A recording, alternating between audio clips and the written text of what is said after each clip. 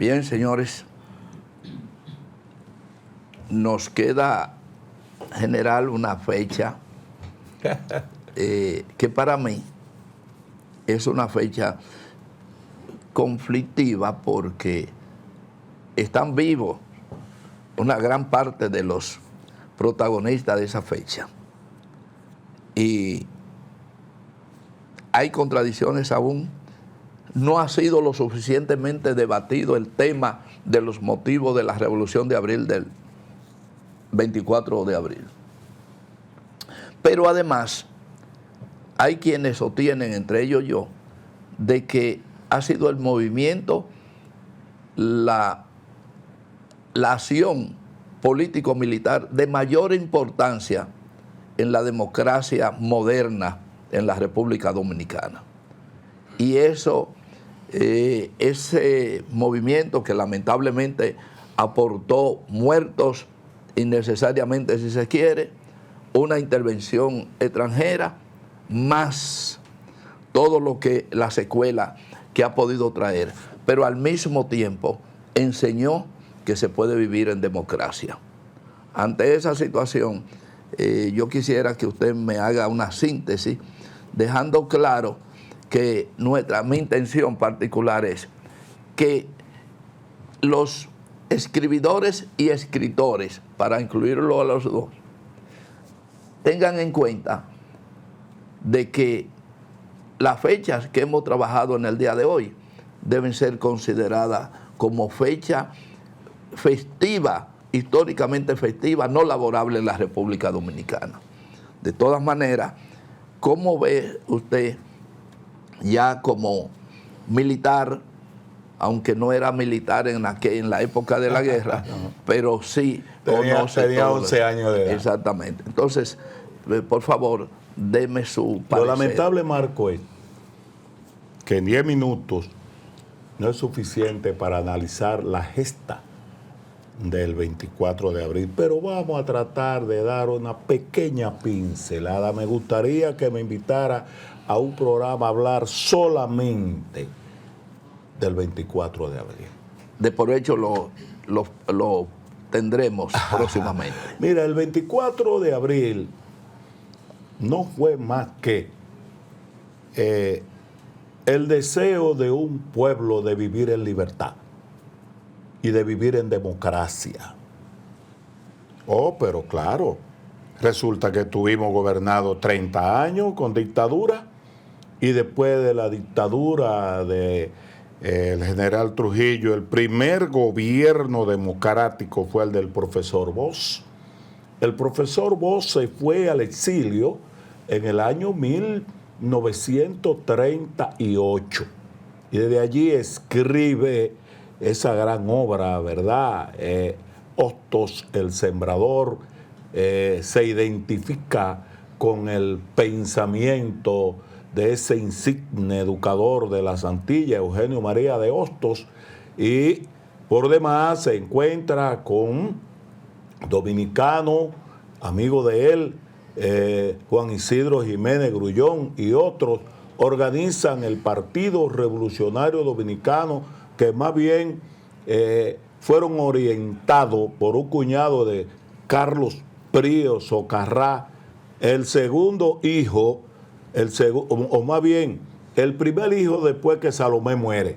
El primer hijo que tuvo Francisco Enrique y Carvajal fue Enrique Cotubanamá Enrique, y fue orientador, asesor de los exiliados que estaban allá. Bueno, entonces el profesor Bosch llega a la República Dominicana, primero manda, el 5 de julio, manda la comisión de Silfa, Castillo y Miolán, y luego él, el 20 de octubre del año 1961, llega el profesor Bosch.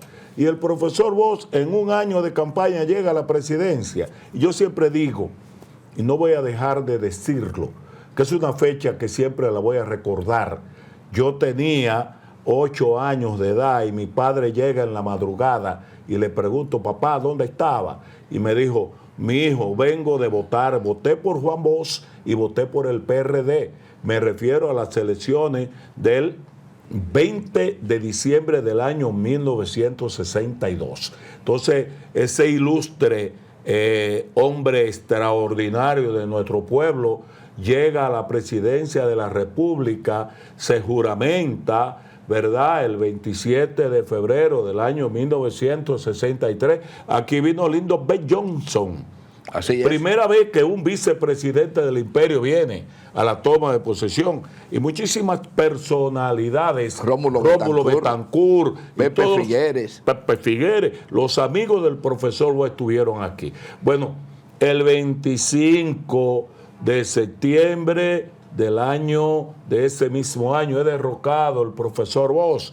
El profesor Bosch promulga la constitución más avanzada. Hablan de la constitución del 58 negativo. La constitución más avanzada que ha promulgado presidente alguno en la República Dominicana la promulgó el profesor Bosch en abril, 29 de abril del año 1963, donde el artículo 123 prohíbe la reelección presidencial. Así es. Óyelo bien. Así es. El 123 de la Constitución del profesor Bosch prohíbe la reelección presidencial. Pero bien, entonces, ¿qué sucede? Sectores, yo diría, muy adversos a lo que era el verdadero progreso que necesitaba la sociedad de ese momento, comenzaron a conspirar contra el profesor Bosch. Amén de que el imperio también no veía bien al profesor Bosch.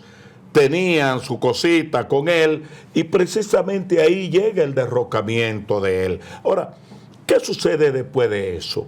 Después del derrocamiento del profesor Bosch, que hay figuras que no podemos dejar de mencionar, que precisamente estuvieron, y yo como militar debo de decirle a la sociedad dominicana que siempre me voy a sentir muy orgulloso del soldado democrático Rafael Tomás Fernández Domínguez, que se reunió por primera vez con el profesor Bosch siendo candidato, porque un hermano de Arlete se lo presentó.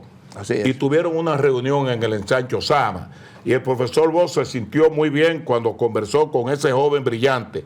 Y ese joven le dijo al profesor, más bien el perfil de las Fuerzas Armadas que debía tener la República Dominicana en un gobierno de él.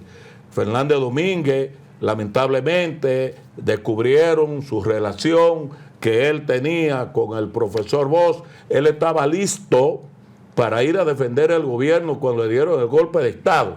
Mas, sin embargo, el profesor Bosch no quiso un baño de sangre y no permitió, porque habían 12 oficiales que estaban preparados para ir y recuperar al profesor Bosch en el Palacio Nacional. Ahora, ahí viene el triunvirato. Vamos al triunvirato. El triunvirato, encabezado por Donald Rick Cabral y los demás, querían hacer unas elecciones en junio del año 1965. Querían ellos, que estaban manejando el pueblo dominicano a su antojo. Ahí surgen ese grupo de militares democráticos. Entonces, Rafael Tomás no estaba en el país, estaba fuera del país, en España, Chile, estuvo por allá, pero él dejó a Hernando Ramírez aquí. Hernando Ramírez fue la figura que él entendía que mientras él estuviera fuera, estuviera aquí. El 22 de abril, Hernando Ramírez se reúne con amigos de él, donde estaba Rafael Molina Ureña, estaba Francisco Alberto Camaño, y estuvieron dándole forma en la casa de un amigo de Minguito, el doctor Licairá, Alfredo Licairá, en Gascue. Desde ahí organizan lo que ellos entendían que debía hacerse, que era el 26. La revolución iba a comenzar lunes 26 de abril. Mas, sin embargo, y yo conocí al coronel Peña Tavera, yo lo conocí y hablé con él.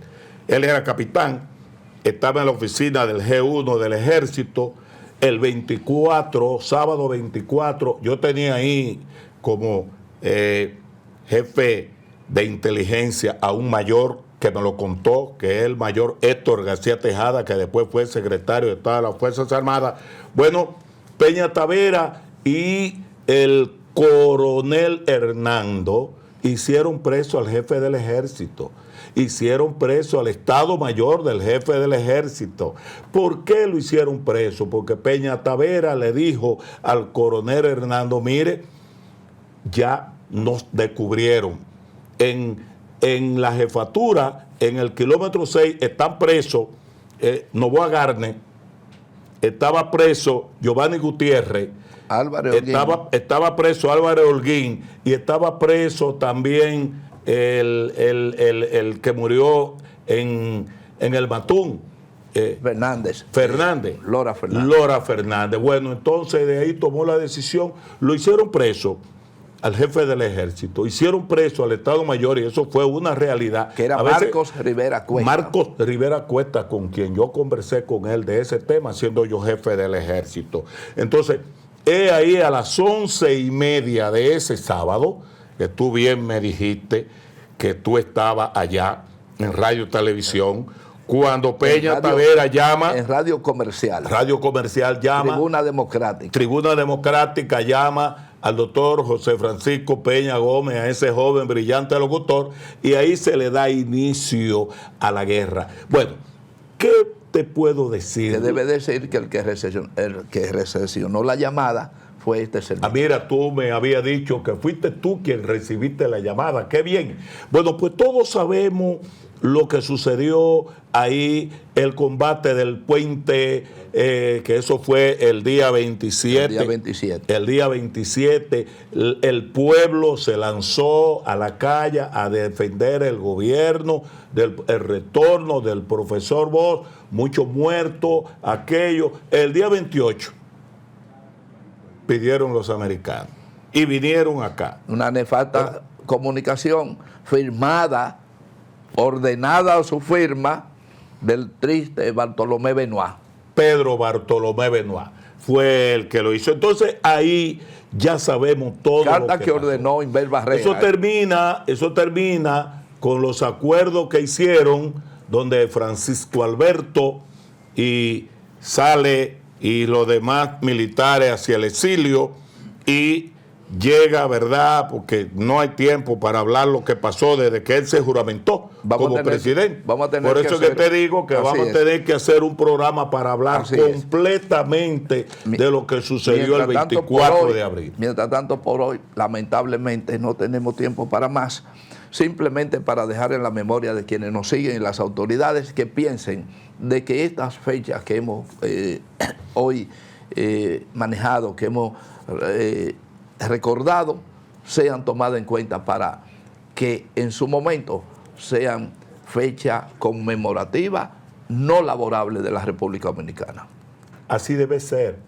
Bien. 14 de junio, 24 de abril deben de ser fechas no patria en la República Dominicana. Fechas patria en la República Dominicana. Será hasta la próxima cuando estaremos de nuevo con ustedes en una entrega más del Punto. Así que recuerden que el Punto siempre le lleva a ustedes temas como este y otros más. Hasta entonces.